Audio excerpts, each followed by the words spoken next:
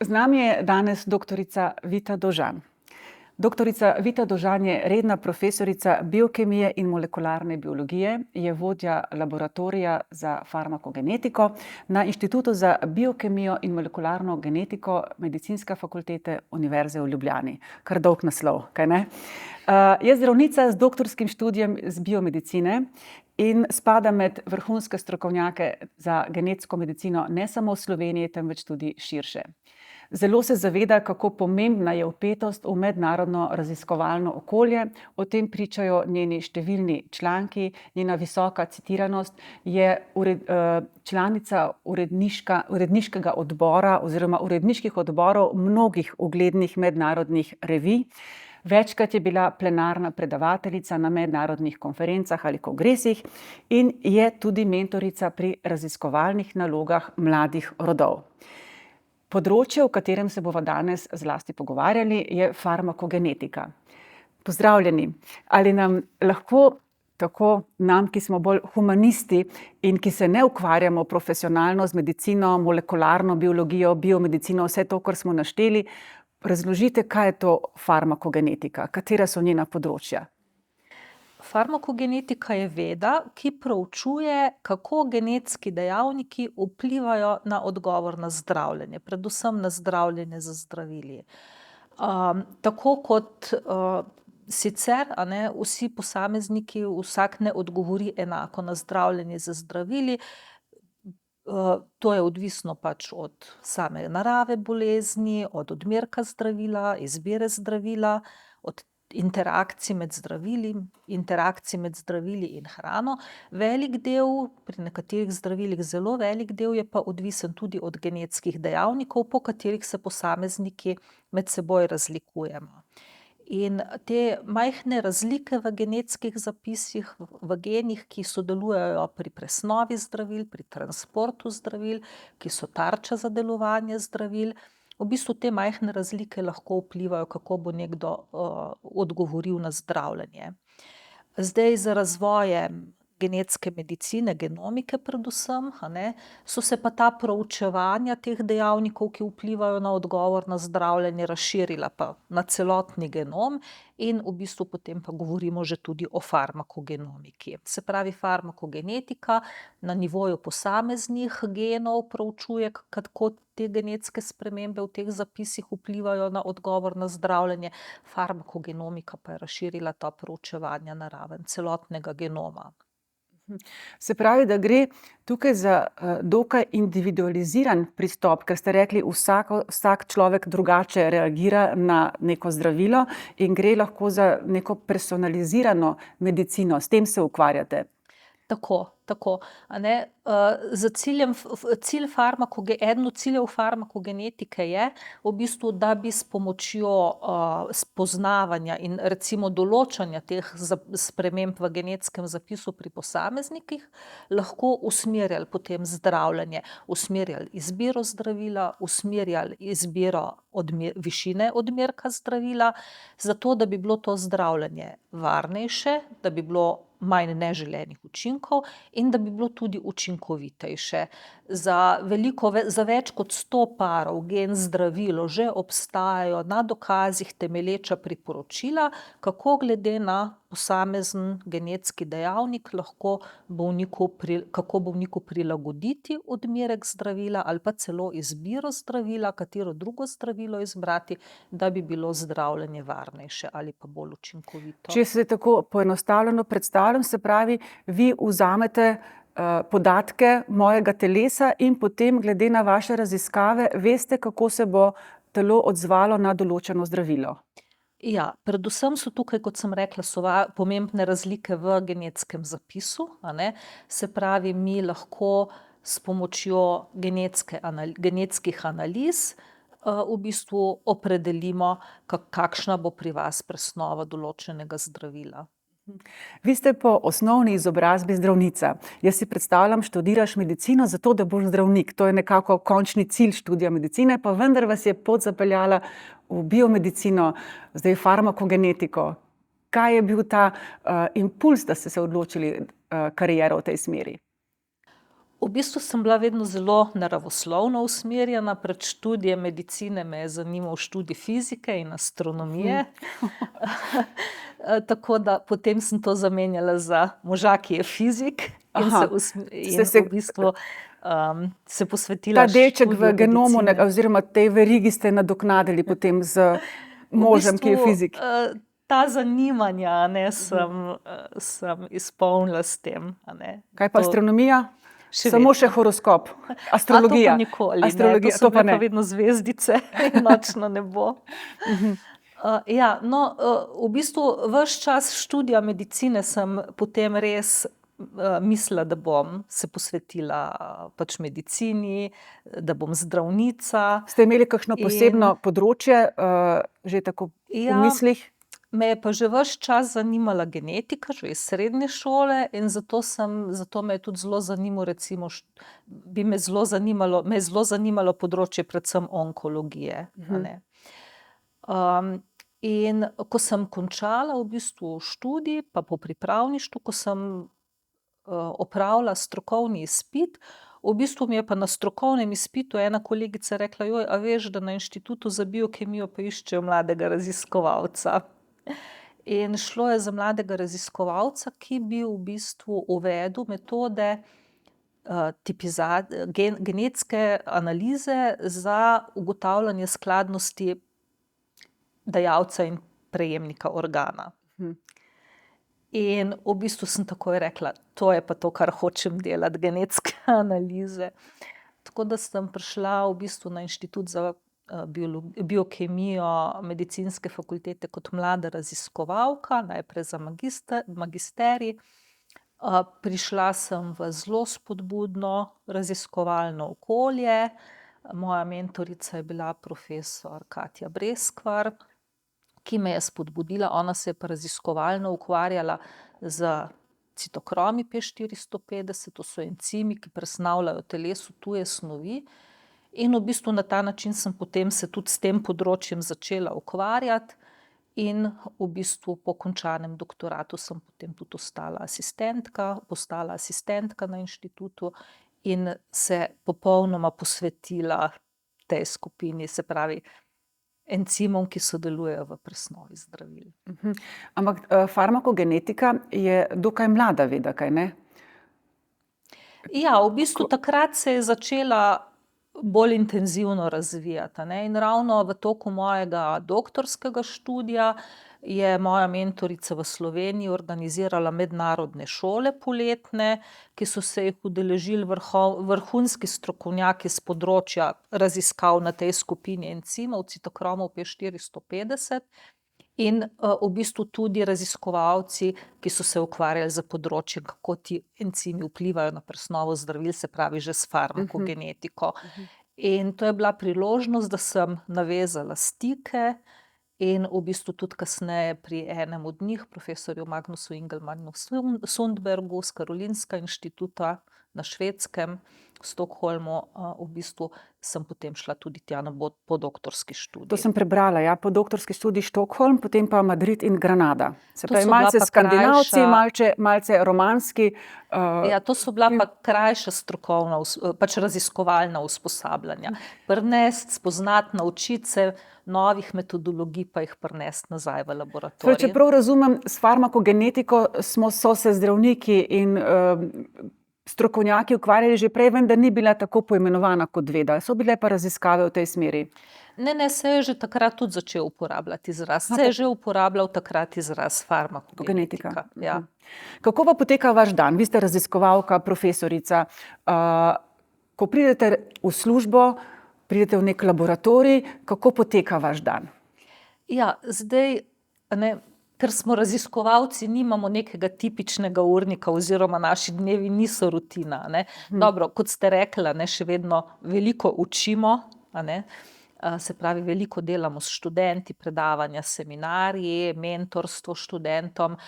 Tisti raziskovalni del, ki poteka v laboratoriju, v bistvu Se pa mogoče bolj kot da opišem tipičen dan, lahko mogoče opišem, kaj se zgodi, recimo kaj se dogaja v našem laboratoriju, da mi, ne vem, od nekega pacienta, od nekega vzorca pridemo do nekega rezultata in priporočila, a ne. Zdaj, v bistvu vedno se raziskovanje začne s tem, da pač rabiš ustrezen vzorec. To je zdaj pri farmakogenetiki so to večinoma vzorci genomske DNA, ki jih dobimo s postopki izolacije. Zdaj, iz kakršnega koli vzorca, ki vsebuje celice. Lahko so to brisi ustne sluznice, slina, najraje delamo pa vzorci periferne krvi, zaradi tega, ker iz tega dobimo največ in najbolj kvaliteten genetski material, a ne. Potem pa v bistvu, zato ker je poznano zaporedje celotnega genoma, vemo, katere genetske spremembe iščemo, a ne, katere so tiste, ki vplivajo na presnovo določenega zdravila, v katerih genih ležijo. In v bistvu lahko te odseke teh genov pomnožimo več kot milijonkrat. V bistvu pri tem uporabljamo recimo podobne encime, kot v naših celicah sodelujejo pri podvojevanju DNA. Samo, da se to dogaja vse v zelo majhnih epruvetkah, v zelo majhnih volumnih. Mini kozmos nek. V mikrolitrih, a ne. Pomnožujemo posamezne kopije DNA, več kot milijonkrat posamezne odseke na genomu in v bistvu potem ugotavljamo, ali so določeni odseki se pomnožili, so prisotni, se pravi, ali imamo eno ali drugo obliko genetskega zapisa. In na podlagi tega, a ne, se pravi, ugotavljamo, ali smo homozigoti za normalno presnovo, ali smo heterozigoti, ali pa smo nosilci genetske spremembe, ki recimo vpliva na presnovo. In kot sem prej že rekla, za posamezne pare gen zdravilo že obstajajo na dokazih temelječa priporočila, na podlagi katerih, a ne, lahko mi potem pač damo neko mnenje, kakšna bo pri določenem človeku presnova oziroma odgovor na zdravljenje, oziroma velikokrat gre za bolnike, ki so doživeli kakšne zaplete pri zdravljenju in jim s pomočjo te farmakogenetske analize potem zdravniku in tudi bolniku pojasnimo, a ne, zakaj je prišlo in kako lahko usmerijo zdravljenje, da bo bolj varno. A so te odzivi na zdravila odvisni tudi denimo od spola, a so odvisni od starosti, ker predstavlja se, da se nek otrok drugače odziva kot nek starejši človek. To nam že piše v navodilih pri zdravilih, da so doze manjše, ampak a se ukvarjate tudi s tem, na primer, kakšen je odziv v različnih starostnih obdobjih? Ja, no zdaj to znanje zdravniki že danes uporabljajo, kot ste rekli, so že v priporočilih glede predpisovanja zdravil, a ne. Seveda na odgovor na zdravljenje ne vplivajo samo genetski dejavniki, kot ste rekli, vplivajo značilnosti, kot so starost, pri nekaterih zdravilih je spol bolj, pri drugih manj pomemben. Predvsem je pomembno recimo odmerek zdravila in pa zelo, kar se pa še premalo upošteva, pa recimo pri jemanju več zdravil hkrati, a ne, do kakšnih interakcij lahko prihaja, in pa tudi, kar velikokrat zanemarimo, interakcije med zdravili in hrano, ne. Vse to vpliva na odgovor na zdravljenje, kot sem pa prej rekla, a ne, pri nekaterih zdravilih pa je večji ali manjši tudi prispevek genetskih značilnosti. Zdaj me pa še zanima, ker smo le v projektu Človek žival, ali je farmakogenetika, torej ali jo lahko apliciramo oziroma ali obstajajo tudi raziskave v zvezi z živalmi, ali so živali bolj ta poskusni del, so del poskusov, ali se lahko farmakogenetika tudi uporablja v veterinarski medicini? Zdaj v našem laboratoriju se ukvarjamo izključno z humano medicino, zato ker sem zdravnica, pa sem vedno želela delati na projektih, ki so povezani z humano medicino, a ne. Zdaj seveda, ne, tudi pri živalih obstajajo razlike v odgovoru na zdravljenje, vendar pa živali nosijo recimo drugačne, pač nekateri geni so drugačni kot pri človeku, tako da zato tudi ni toliko bi rekla, ni nekih priporočil oblikovanih, tako kot so pri človeku, so pa živali pri raziskavah na področju farmakogenetike igrale pomembno vlogo, ker so v bistvu farmakokinetika, se pravi hitrost presnove, so živali bile modelni organizem, a ne, kako poteka presnova. Zlasti recimo glodavci, potem veliko študij je bilo narejeno tudi na izoliranih celicah, na izoliranih tkivih ali pa recimo celicah ali pa sestavinah celic, kot so recimo mikrosomi, izolirani iz jeter, ker večina presnove zdravil poteka v jetrih, tako da so živali, pač poskusi na živalih nedvomno ogromno prispevali v zakladnico znanja, a ne, ki je osnova bila potem tudi za raziskave na ljudeh. Imajo pa, kot sem že prej rekla, drugačne gene, in recimo veliko teh študij je bilo narejenih na glodavcih. Mi imamo recimo en gen CYP2D6, ki presnavlja več kot 20 pogosto uporabljenih zdravil, miši imajo kar 5 različnih genov. Zdaj pa še moje zadnje vprašanje. Bili ste del velikega evropskega projekta, kjer ste se ukvarjali s strategijo, kako farmakogenetiko še bolj vključiti v raziskave in seveda, kako jo klinično izboljšati. A nam lahko na hitro predstavite še ta projekt? Ja, kot sem prej rekla, že obstajajo na dokazih temelječa priporočila, se pravi, na podlagi številnih velikih kliničnih študij, kliničnih randomiziranih študij, metaanaliz teh študij, so strokovna združenja že oblikovala priporočila, kako za posamezne pare gen zdravilo, a ne, kako določeni glede na določeno genetsko spremembo prilagoditi zdravljenje. Ampak to je za posamezne pare gen zdravilo. V okviru tega evropskega projekta smo se pa vprašali v bistvu, ali bi mogoče bilo bolje ali pa bolj bi zdravljenje bilo lahko pač varnejše, predvsem varnejše, če bi mi uporabili ne samo, da naredimo genetsko analizo za posamezen par zdravilo, ampak če bi v bistvu za cel nabor teh genetskih sprememb v različnih genih, ki vplivajo na presnovo več kot 40 različnih zdravil, če bi v bistvu neki osebi, bolniku, ko začne zdravljenje, v bistvu, če bi naredili to farmakogenetsko analizo za cel nabor teh zdravil, in v bistvu ali bi takšno zdravljenje bilo bolj varno in učinkovito, kot če bolj varno predvsem, ne toliko učinkovitosti se pri takem različnem naboru zdravil. Verjetno bolj predvidljivo tudi za zdravnika,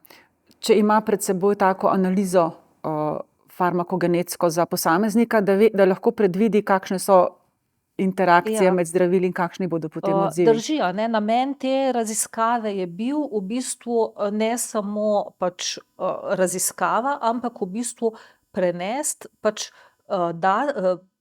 omogočiti, da v bistvu že na začetku zdravljenja zdravnik in bolnik dobita v bistvu vsa ta priporočila, a ne, za zdravilo, praktično za zdravila, ki jih bolnik jemlje, in takšna priporočila so potem lahko zdravniku v pomoč pri usmerjanju zdravljenja, ne samo tega zdravila, zaradi katerega je bil bolnik vključen v raziskavo, ampak v bistvu doživljenjsko, a ne.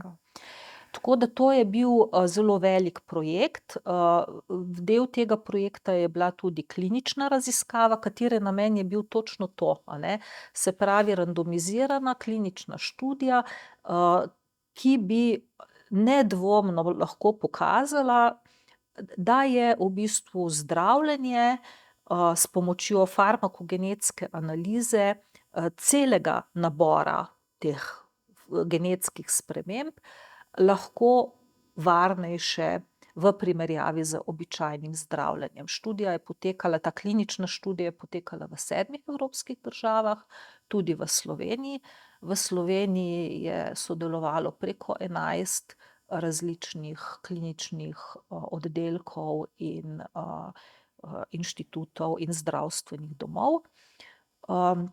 in v bistvu študija v Sloveniji smo vključili v raziskavo 713 bolnikov, v celi Evropi je bilo vključenih skoraj 7 000, malo pod 7 000 bolnikov in v bistvu toliko lahko povem, drugače se o rezultatih še ne sme govoriti, ampak raziskava je pokazala nedvomno, da se pri tem načinu, s tem pristopom farmakogenetskim, s testiranjem za cel nabor farmakogenetskih sprememb, da je bilo v tej skupini, ki je bila na ta način zdravljena, v bistvu bilo za 30% manj neželenih učinkov, kot v skupini bolnikov, ki je bila spremljana in vključena na enak način, pa v bistvu je zdravljenje potekalo kot običajno.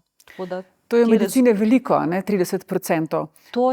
Ta študija je v evropskem, ta projekt se je zaključil, vključevanje bolnikov se je zaključilo lani, pač jeseni leta 2020, lansko leto se je zaključil projekt in v bistvu tudi ocenjevalci s strani Evropske komisije so rekli, da je to projekt izjemnega pomena za področje, tudi za celo Evropo.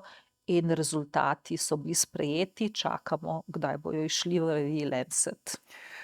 Jaz se vam zahvaljujem za ta pogovor in mislim, da smo lahko hvaležni, da imamo take raziskovalce, kot ste vi, ki skrbijo ne samo za našo sedanjost, ampak tudi za prihodnost, da nam bo lažje, da bomo bolj varni v vsem tem prepletu pripomočkov medicinskih in zdravil, ki nas čakajo, ko ostarimo.